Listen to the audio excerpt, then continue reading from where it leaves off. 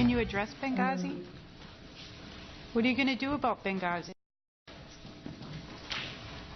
Why isn't Benghazi at the top of your issue?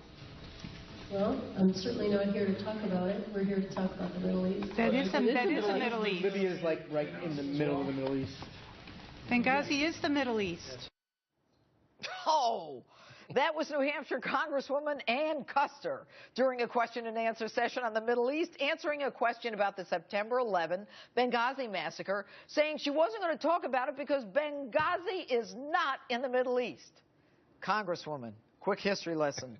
Libya was defined by the Eisenhower Doctrine of 1957 as being in the Middle East, and if you've read a newspaper lately or even looked at a map, you'd know that. And you're a congresswoman? We reached out to her, and she gave us a statement saying her focus is now on Benghazi and getting to the bottom of it. Maybe she should have said that answer sooner.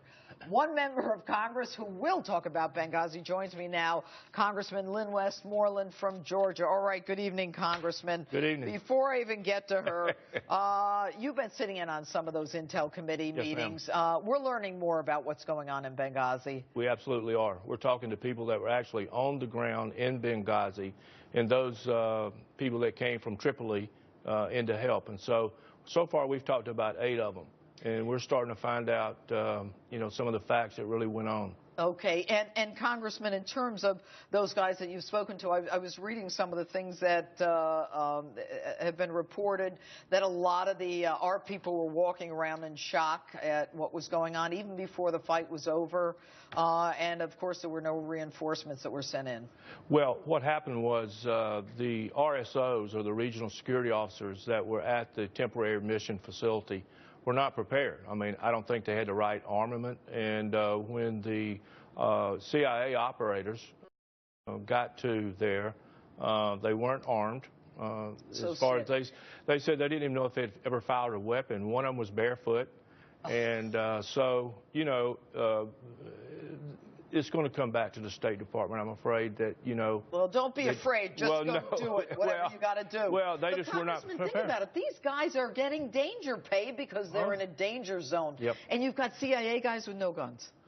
No, these weren't CIA guys. Who were the ones with the RSOs are regional security officers. They work for the State Department. And so we don't have access to those on the intelligence committees. We talked to the CIA operatives that were at the annex, the CIA annex, that went over to rescue them, and the CIA agents that were flown down from Tripoli. Okay.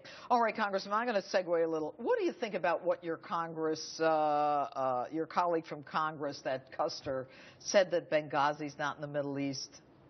I don't even know what to say about a lot of them up there. If you want to know up the there where we are like now in New Hampshire. She is from New Hampshire. Well, okay, but, I mean, down there. Doesn't that shock you, though? Well, sure it does.